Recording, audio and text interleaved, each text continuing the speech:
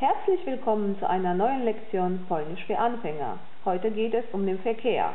Polski dla początkujących. Ruch, Transport. Autobus, der Bus. Autobus. Samochód, Auto, das Auto. Samochód, Auto. Autostrada, die Autobahn, die Schnellstraße. Autostrada. Szosa, droga, die Landstraße, die Straße.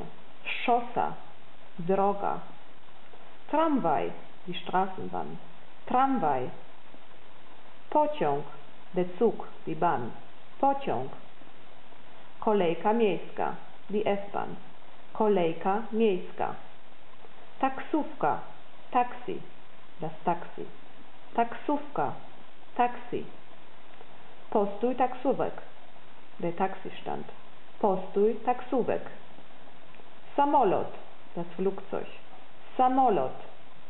Lotnisko, der Flughafen. Lotnisko. Dworzec, der Bahnhof. Dworzec.